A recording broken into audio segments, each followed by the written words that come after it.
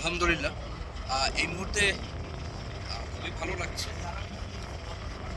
এর কারণ হলো বাতাস একটা শোনা যাচ্ছে।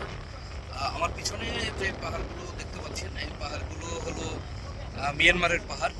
এবং এই যে কর্নারে দেখতে পাচ্ছেন নাপু নদীর যে মোহনার যে চরটি, জিরো পয়েন্ট, এই যে জিরো পয়েন্ট, এই যে জিরো পয়েন্ট, এখানে আমি গিয়েছিলাম। ওখানে চমৎকার এই জায়গাটি। জিরো পয়েন্টের পরেও এখানে নদীর মোহনার উপরে আবার ছোট একটি দ্বীপ রয়েছে, সাপরের দ্বীপ, এটাকে বলে সাপরের দ্বীপ। এটার পাশ দিয়েই কিন্তু টেকনাফের যারা, অর্থাৎ সেন্ট মার্টিনের যারা স্থানীয়, তারা কিন্তু এই সাপরের দ্বীপ থেকে স্পিড বোটে ওখানে যায়। আর এখানে সবচেয়ে মজার যে বিষয়টি হলো যে এর পিছনে যে বড় পাহাড়গুলো দেখতে পাচ্ছেন, এই পাহাড়গুলো মিয়ানমারের পাহাড়। আর আমাদের দেশের যে টেকনাফের যে পাহাড়, সেগুলো হলো শেষ হয়ে গেছে আগেই। আপনাদের যদি দেখেন, এই যে টেকনাফের পাহাড়, এরপরে এই টেকনাফ, এই হলো শাহপুরীর দ্বীপ। এর ওই পাশে শাহপুরীর যে শেখ সীমানা, এরপর নেপ নদীর পরে আপনারা দেখছেন মিয়ানমারের পাহাড়গুলো দেখা যাচ্ছে। এই নাপ নদী বিষয়ে যদি আপনাদের একটু বলে রাখি আমি, এই নাপ নদীর অর্ধেকটা আমাদের নাপ নদীর যে মোহনাটি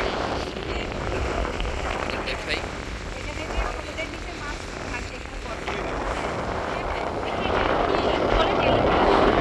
দেখুন, এই হলো নাপ নদীর মোহনা। নাপ নদীর মোহনা, এই যে জিরো পয়েন্ট, এই জায়গাটি হলো জিরো পয়েন্ট। অর্থাৎ জিরো পয়েন্টের পর এরপরে বাংলাদেশের স্থল সীমানা নেই, এরপর তো সেন্ট মার্টিন রয়েছে। এই জায়গাটি নাপ নদীর মোহনা, এখানে আমি গিয়েছিলাম। চমৎকার এই জায়গাটি নাপ নদীর, যদিও সেদিন আমি আসছিলাম তখন সেন্ট মার্টিন এখান থেকে দেখা যায়নি। আজকে অবশ্য এখান থেকে, অর্থাৎ যদি কুয়াশা না থাকে তাহলে সেন্ট মার্টিন ওই এখান থেকেই দেখা যায়। যদিও এখান থেকে প্রায় 12-13 কিলোমিটার দূরে, মনে হয় যেন একদম কাছে। আপনারা এখন যে পাহাড়গুলো দেখতে পাচ্ছেন, এই হলো নাপ নদীর মোহনা। নাপ নদীর মোহনার এই যে চরটি, এটি হলো সাপুরীর দ্বীপের চর।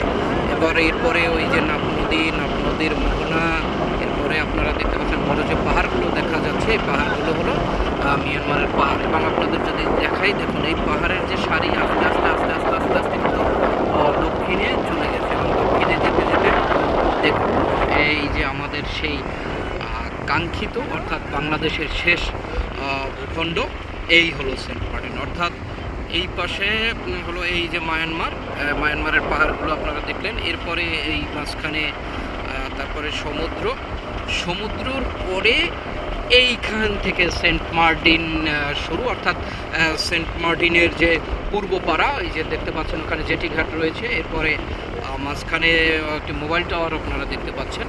এরপরে উত্তর পাড়া দিয়ে পশ্চিম পাড়া, সেন্ট মার্টিনের পশ্চিম পাড়াটা আপনাদের দেখাচ্ছি অনেক দূর থেকে। এখান থেকে প্রায় 10 কিলোমিটার দূর থেকে আমি এই ভিডিওটি একটু দেখাই।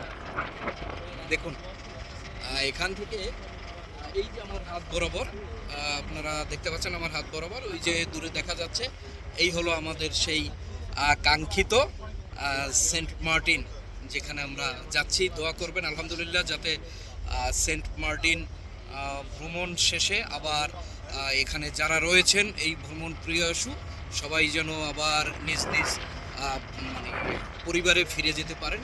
এই জন্য আপনারা সবাই দোয়া করবেন আলহামদুলিল্লাহ।